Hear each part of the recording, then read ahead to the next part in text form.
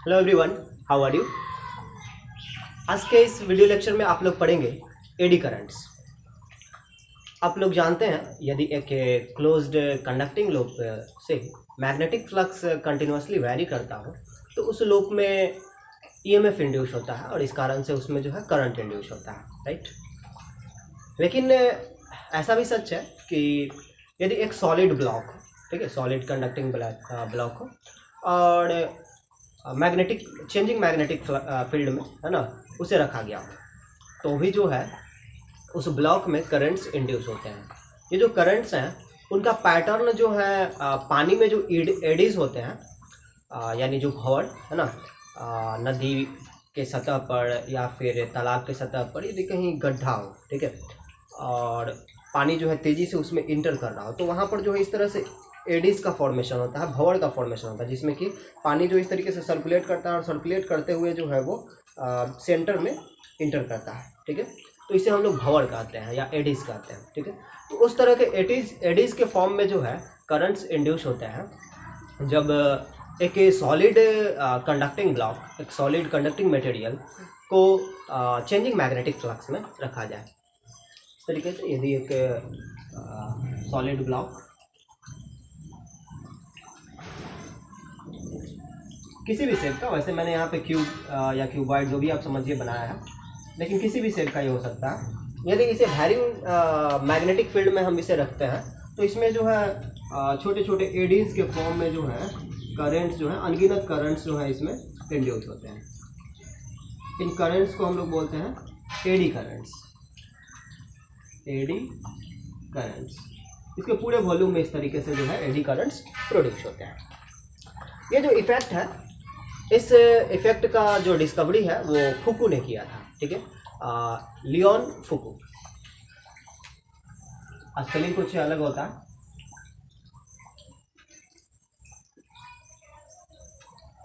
लिखा है मैंने FOUCAULT। इसे हम लोग पढ़ते हैं फुकू, ठीक है। ये फ्रेंच है तो इसलिए थोड़ा प्रोनाउंसिएशन जो है वो डिफरेंट है। इसे हम लोग फुकू पढ़ते हैं। तो इसका डिस्कवरी जो है लियोन फुकू ने किया था। अब जानते हैं ये एडी करंट्स है तो हीटिंग इफेक्ट भी प्रोड्यूस होगा, राइट। हीटिंग इफेक्ट प्रोड्यूस हो रहा है, यानी कि यदि एक ब्लॉक को हमने वायरिंग मैग्नेटिक फील्ड में रख दिया, है ना, एक सॉलिड कंडक्टिंग ब्लॉक को हमने वायरिंग मैग्नेटिक फील्ड में रख दिया तो उसमें एडी करंट प्रोड्यूस हो रहा है। एडी करंट प्रोड्यूस हो रहा है तो उसके कारण हीटिंग इफेक्ट होगा, यानी ये ब्लॉक जो है वो गर्म हो जाएगा। ये हीट प्रोड्यूस करने के लिए एनर्जी आया कहाँ से? हीट प्रोड्यूस करने के लिए एनर्जी आया कहाँ से?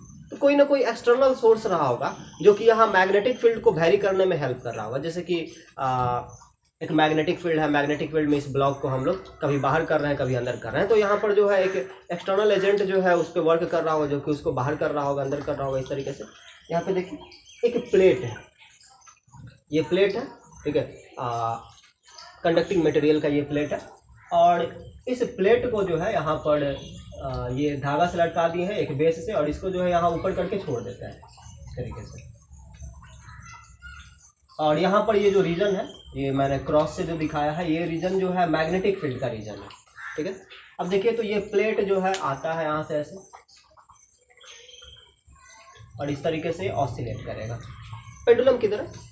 सपोज मान लीजिए ये एक धागा है, यहाँ पर हमने एक कंडक्टिंग मटेरियल का प्लेट जो है यहाँ पे सस्पेंड कर दिया है इससे, इसे जो है ऐसे उठा करके छोड़ देते हैं। तो ऐसे छोड़ने पर क्या होता है, इस तरीके से ऐसे ऑसिलेट करने लगता है, ठीक है, इस तरीके से ऑसिलेट करने लगता है।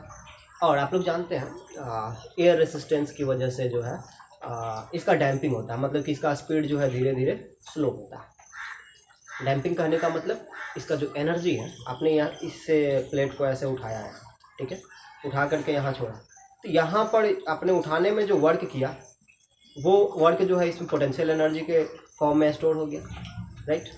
अब ये यहाँ से नीचे आता है, यहाँ आते आते वो पोटेंशियल एनर्जी काइनेटिक एनर्जी में चेंज हो गया, फिर इस काइनेटिक एनर्जी के कारण ये ऊपर उठता है, फिर से ये काइनेटिक एनर्जी पोटेंशियल एनर्जी में चेंज हो गया। तो इस तरीके से ये लगातार ऑसिलेट करता रहता है। लेकिन एयर रेसिस्टेंस की वजह से या और भी कुछ फोर्सेस की वजह से, डैम्पिंग फोर्सेस की वजह से जो है इसका स्पीड जो है वो धीरे धीरे स्लो होता जाता है, ठीक है। तो स्पीड जो धीरे धीरे स्लो हो रहा है, एनर्जी जो धीरे धीरे स्लो हो रहा है, कम हो रहा है, इसे हम लोग कहते हैं डैम्पिंग। इस तरह का डैम्पिंग आप यहाँ भी देखेंगे। इस प्लेट को मैंने यहाँ पर ये लटका हुआ था ऐसे, यहाँ पर एक प्लेट लटका हुआ था, मैंने क्या किया, इसे ऊपर उठा करके यहाँ छोड़ दिया। तो जब ये मैग्नेटिक फील्ड में इंटर करता है, जब ये मैग्नेटिक फील्ड में इंटर करता है, इसमें एडी करंट प्रोड्यूस होता है। अब ये मैं डायरेक्शन लेंज लॉ के अकॉर्डिंग सोच करके नहीं दे रहा हूँ, बस यूं ही मैंने डायरेक्शन दे दिया, कुछ भी बना दिया, ठीक है।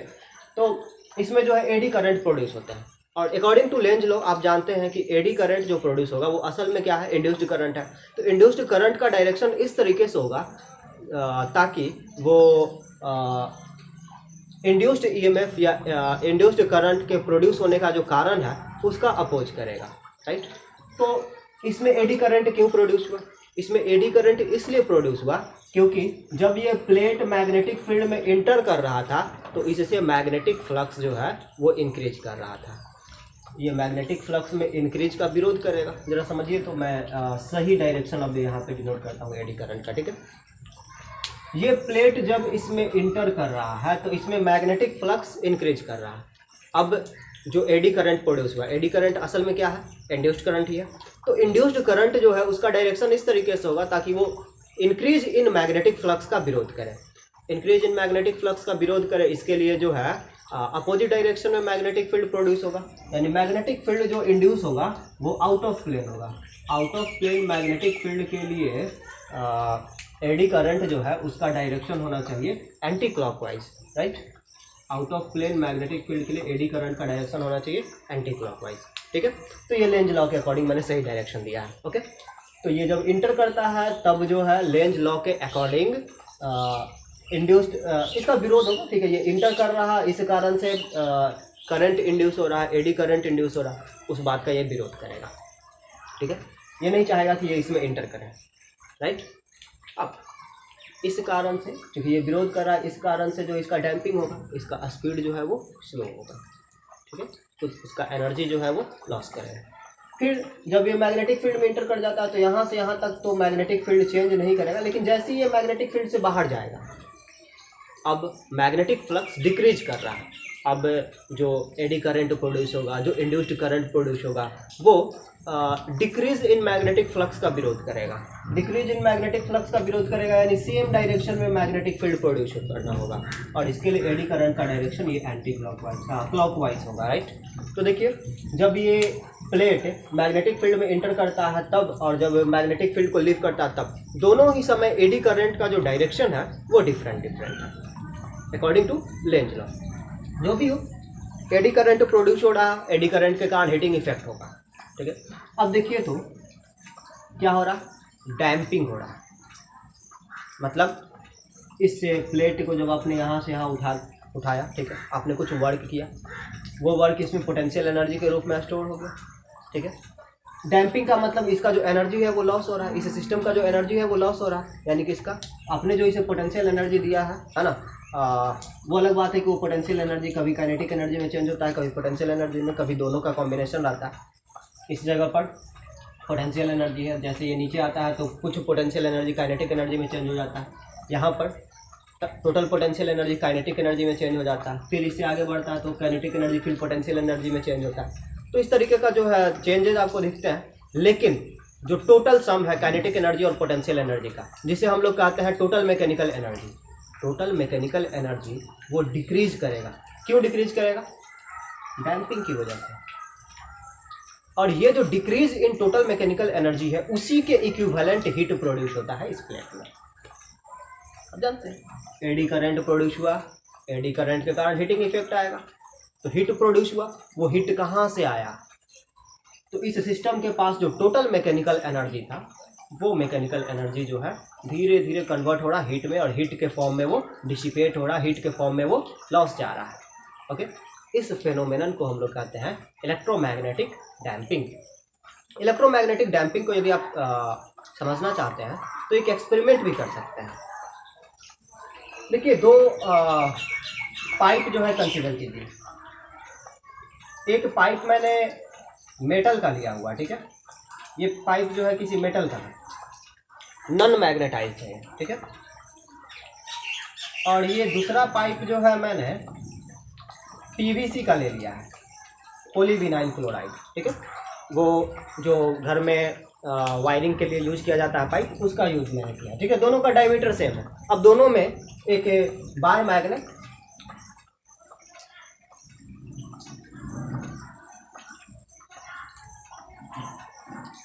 ठीक है, सेम साइज का, डायमीटर जो है उनका पाइप के डायमीटर से कम होना चाहिए। दोनों में जो इस तरीके से छोड़ते हैं, ठीक है, इस तरीके से, ताकि ये बार मैग्नेट जो है इनके पाइप के जो सरफेसेज है उससे टकराए ना, है ना, ताकि फ्रिक्शन ना हो।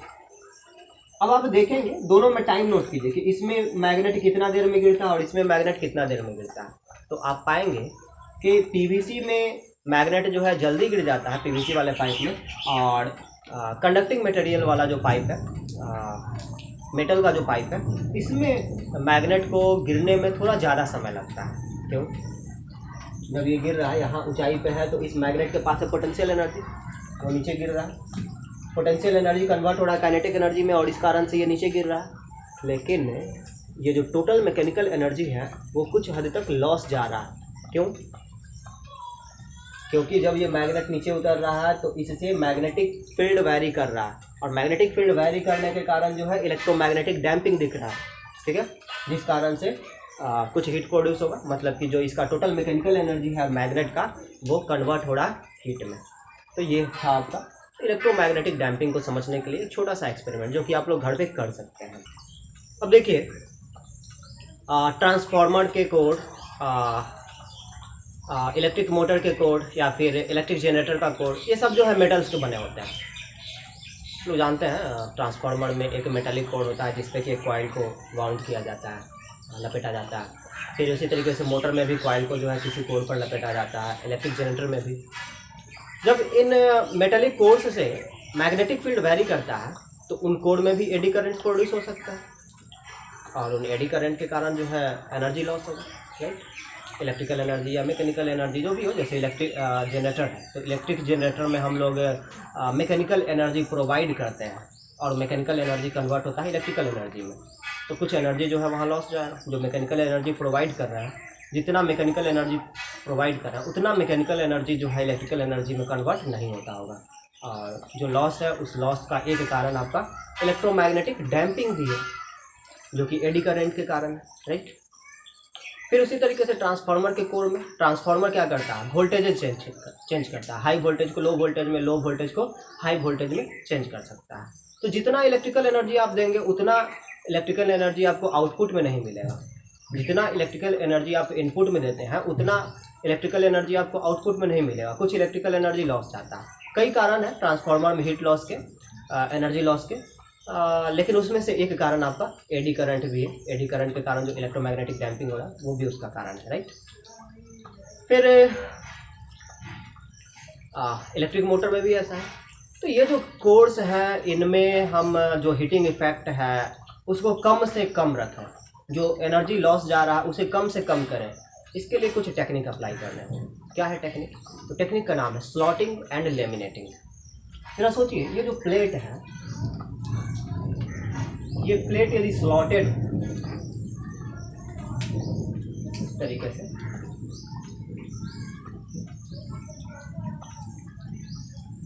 तो यहाँ सरफेस एरिया कम हो जाएगा। सरफेस एरिया कम होगा तो कम एडी करंट प्रोड्यूस होगा, एडी करंट का मैग्नीट्यूड कम होगा। जो एडी करंट प्रोड्यूस कर रहा है वो भी तो सर्कुलेटिंग करंट है, इसका जो मैग्नेटिक मोमेंट है वो कम होगा, क्योंकि इस एरिया इनक्लोज जो है वो कम है, राइट। तो इस कारण से हीट लॉस जो है वो कम हो जाता है यदि हम लोग स्लॉटेड प्लेट यूज करें। इसी टेक्निक का यूज किया जाता है ट्रांसफार्मर के कोर में, या फिर एसी जनरेटर के कोर में, या फिर इलेक्ट्रिक मोटर के कोर में। जैसे मैं इलेक्ट्रिक मोटर या गैल्वेनोमीटर या फिर जनरेटर की बात करता हूँ, एक सिलिंड्रिकल कोर होता है, और इस कोर पर जो है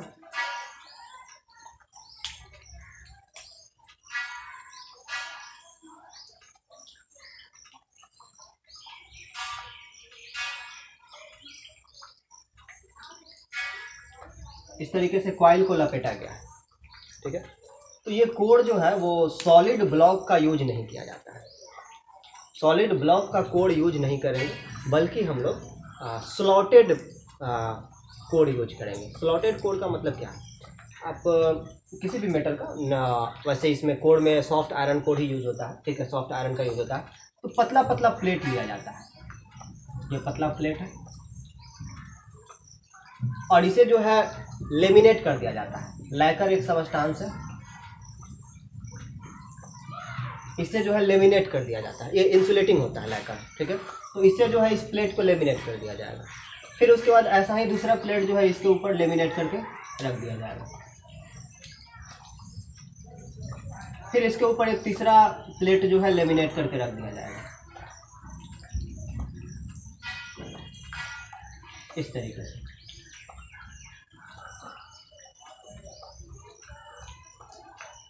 तो आप ट्रांसफार्मर का कोड यदि आप देखेंगे, ठीक है, तो वो सॉलिड नहीं होगा, बल्कि वो इस तरीके से स्लॉटेड होता है। ट्रांसफार्मर का कोड यदि सपोज मैं क्यूबॉइडल बनाता हूँ, ठीक है,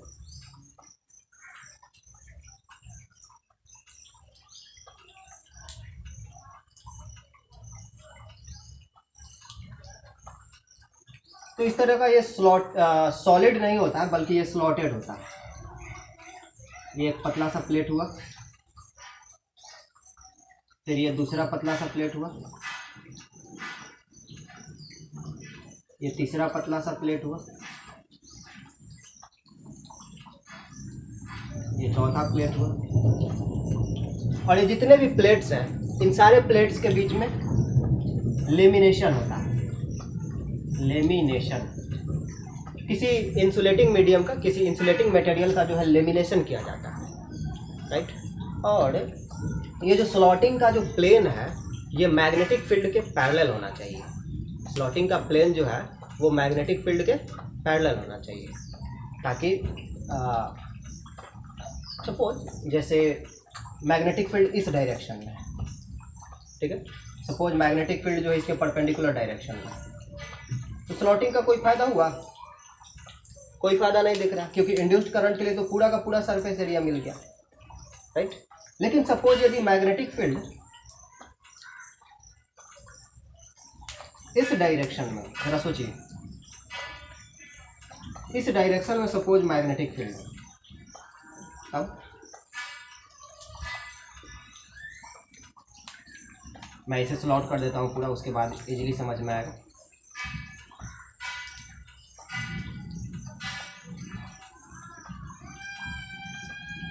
ये स्लॉटेड है।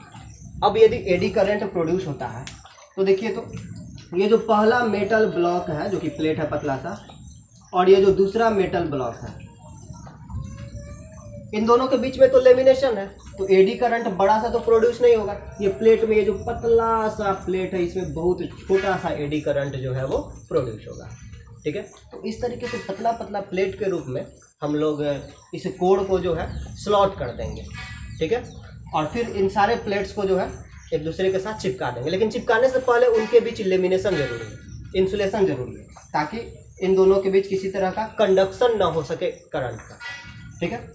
और ये जो स्लॉटिंग का जो प्लेन है वो मैग्नेटिक फील्ड के पैरेलल होना चाहिए, याद रखेंगे आप लोग, ठीक है। तो स्लॉटिंग और लेमिनेशन के हेल्प से, ठीक है, स्लॉटिंग और लेमिनेशन के हेल्प से आप जो है एडी करेंट्स को कम कर सकते हैं, ठीक है। और यदि एडी करंट कम हो जाएगा तो हीटिंग इफेक्ट कम होगा, हीटिंग इफेक्ट कम होगा तो फिर जो हीट लॉस जा रहा है, जो एनर्जी लॉस जा रहा है वो कम होगा, राइट।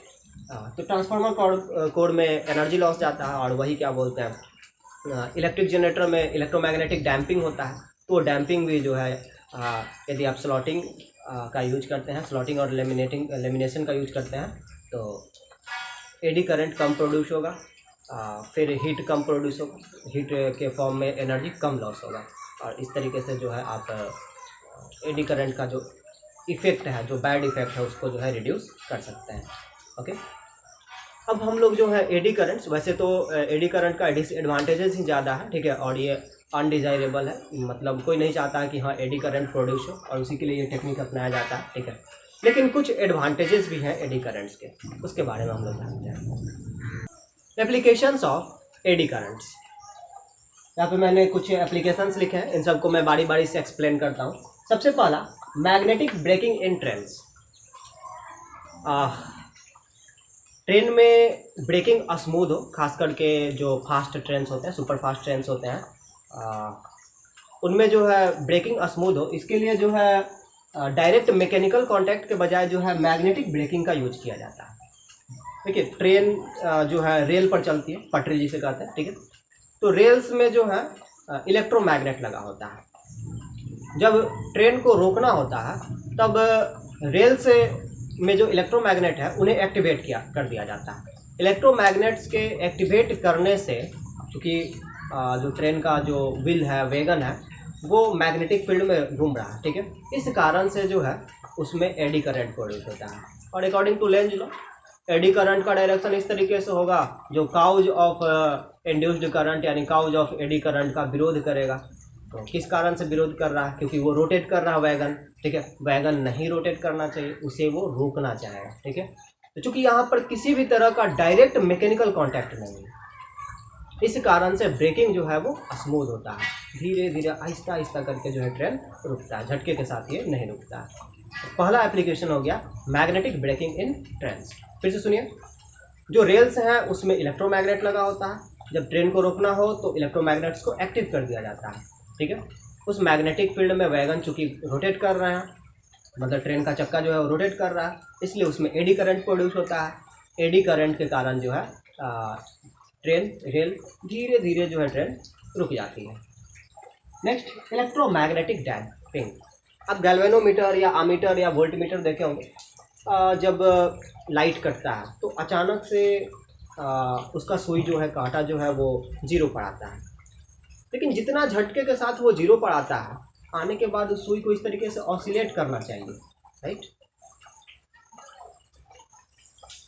ये पॉइंटर है, सपोज यहाँ था, ठीक है, और यहाँ पर एक स्प्रिंग लगा होता है, आप लोग पता है, ठीक है। एक सिलिंड्रिकल कोड है और यहाँ पर एक स्प्रिंग लगा होता है, स्पाइरल स्प्रिंग। जब करंट दौड़ रहा है तब ये पॉइंटर इस तरीके से आगे बढ़ा हुआ है, लेकिन जैसे ही करंट जीरो हुआ वैसे ही ये वापस जीरो पर आएगा। और जीरो पर आया किस कारण से? इस स्प्रिंग की वजह से। और आने के बाद इसे ऑसिलेट करना चाहिए ऐसे ऐसे, लेकिन ऑसिलेट नहीं करता है। क्यों? ये स्मूथली, ये अचानक से सडन जो है यहाँ नहीं पहुँचा, बल्कि धीरे धीरे यहाँ पहुँचता है। और प्लस में जो है ऑसिलेट भी नहीं करता है। कैसे? इलेक्ट्रोमैग्नेटिक डैम्पिंग की वजह से। गैल्वेनोमीटर का जो कोड है वो भी नॉन मैग्नेटिक कंडक्टिंग मटेरियल का बना होता है, ठीक है। नॉन मैग्नेटाइज्ड कंडक्टिंग मटेरियल का ये गैल्वेनोमीटर का कोड बना होता है। और जो करंट जीरो होता है और उसमें ये स्पाइरल स्प्रिंग के कारण जब ये वापस आता है ये पॉइंटर, तो किस वजह से आता है? क्योंकि उसमें जो कोड है वो कोड रोटेट कर रहा है। कोड जब रोटेट किया तो इलेक्ट्रोमैग्नेटिक डैम्पिंग की वजह से, है ना, जो कि एडी करंट प्रोड्यूस होने की वजह से हुआ। एक्सटर्नल मैग्नेटिक फील्ड में ये कोर रोटेट किया तो इसमें मैग्नेटिक फील्ड इंड्यूस हुआ। मैग्नेटिक फील्ड इंड्यूस हुआ, सॉरी, इलेक्ट्रिक करंट इंड्यूस हुआ, एडी करंट इंड्यूस हुआ, ठीक है। एडी करंट इंड्यूस हुआ तो उसके कारण कौन सा इफेक्ट दिखा आपको? Electromagnetic damping. तो इस कारण से ये पॉइंटर जो है आहिस्ता यहाँ पर आकर के स्थिर रुक जाता है, यहाँ पर ये ऑसिलेट नहीं करता, राइट। तो गैल्वेनोमीटर में इसका एक एप्लीकेशन हुआ, इलेक्ट्रोमैग्नेटिक डैम्पिंग। तीसरा, इंडक्शन फर्नेस। इंडक्शन फर्नेस, देखिए, यदि मेटल्स से एलॉय बनाने हो तो मेटल्स को पिघलाना होगा। मेटल्स को पिघलाने का सबसे अच्छा तरीका जो है वो है इंडक्शन फर्नेस। देखिए, मेटल का ये ब्लॉक है सपोज, और इसे पिघलाना है, तो इसके चारों तरफ जो है सोलेनॉइड यानी कॉइल जो है प्लेस कीजिए। और इस कॉइल में जो है अल्टरनेटिंग करंट, एसी करंट जो है इसमें एसी करंट जो है इसमें सप्लाई कीजिए। अब एसी करंट जब आप सप्लाई करेंगे तो इस कॉइल में जो मैग्नेटिक फील्ड प्रोड्यूस होगा वो चेंजिंग होगा, क्योंकि अल्टरनेटिंग करंट जो है वो चेंजिंग मैग्नेटिक फील्ड प्रोड्यूस करेगा। अब जब चेंजिंग मैग्नेटिक फील्ड इस मेटल ब्लॉक से पास करता है तो इस मेटल ब्लॉक में प्रोड्यूस होगा एडी करंट। एडी करंट के कारण होगा हीटिंग इफेक्ट, और हीटिंग इफेक्ट के कारण ये ब्लॉक जो है वो पिघल जाता है, मेल्ट कर जाता है, ठीक है। तो यदि आपको दो मेटल्स को मिक्स करके एलॉय बनाना है तो उसके लिए जो है ये बेस्ट तरीका है, ठीक है। ये जिस चैम्बर में किया जाता है उसे हम लोग बोलते हैं इंडक्शन फर्नेस, और इंडक्शन फर्नेस में किसका यूज किया जाता है? एडी करंट्स का यूज किया जाता है, राइट। डायरेक्ट कोयला गर्म करके या फिर किसी भी तरह के फ्यूल का यूज करके कोयला जला करके या किसी भी तरह का फ्यूल जला करके इसको गर्म करना और फिर उससे पिघलाना, उसके कंपैरिजन में एडी करंट के हेल्प से मेटल्स को पिघलाना आसान है, ठीक है, और कम एनर्जी का कंजम्पशन करता है, इकोनॉमिकल होता है। Next, electric metres. अब आज के इलेक्ट्रिक मीटर्स में ये नहीं दिखता है। आज से करीब 10 साल पहले, ठीक है, घरों में जो है ब्लैक कलर का एक मीटर लगा होता था, ठीक है, जो कि एनालॉग होता था, डिजिटल नहीं होता था, और उसमें जो है एक मेटल का डिस्क जो कि चमकता रहता था, ठीक है, तो मेटल का डिस्क जो है उसमें रोटेट करता था। तो मेटल का डिस्क जो है वो एडी करंट के कारण ही रोटेट करता था। जरा सोचिए आप कितना इलेक्ट्रिकल एनर्जी कंज्यूम हुआ, ये मेज़र करने के लिए मीटर का यूज कर रहे हैं, और मीटर में एक डिवाइस है, एक डिस्क है जो कि रोटेट कर रहा है, और सपोज उसी को रोटेट कराने के लिए एनर्जी देना पड़े, तो मीटर भी इलेक्ट्रिकल एनर्जी कंज्यूम कर रहा है। ये तो सही बात नहीं है ना। हम घर में इलेक्ट्रिसिटी लिए हैं, ठीक है, हम इलेक्ट्रिसिटी यूज कर रहे हैं बल्ब्स ऑपरेट करने के लिए, फैंस ऑपरेट करने के लिए, अपने घर के डिवाइसेस को ऑपरेट करने के लिए। अब ये मीटर, इलेक्ट्रिक मीटर जो, इसमें फालतू का इलेक्ट्रिकल एनर्जी क्यों खर्च किया जाए? सही बात है। तो एक्चुअली उस मीटर में जो साइन करता हुआ जो डिस्क रोटेट करता था, वो डिस्क जो है इलेक्ट्रिकल एनर्जी कंज्यूम नहीं करता था, ठीक है। वो जो है क्योंकि अल्टरनेटिंग करंट जो हम लोग के यहाँ सप्लाई होता है, हम लोग के घरों में जो सप्लाई होता है करंट, वो अल्टरनेटिंग करंट होता है, उसके कारण जो एडी करंट प्रोड्यूस होता है, उस एडी करंट के कारण ही वो मेटल डिस्क जो है वो रोटेट करता था, ठीक है। बस, तो यहाँ पर जो है वो इलेक्ट्रिक मीटर जो है किसी भी तरह का फालतू एनर्जी कंज्यूम नहीं कर रहा है। इलेक्ट्रिक मीटर में भी एडी करंट का यूज किया जा रहा है। तो ये थे कुछ एडी करंट्स के इम्पोर्टेंट एप्लीकेशंस, ठीक है। तो आज की क्लास में क्या, थैंक यू।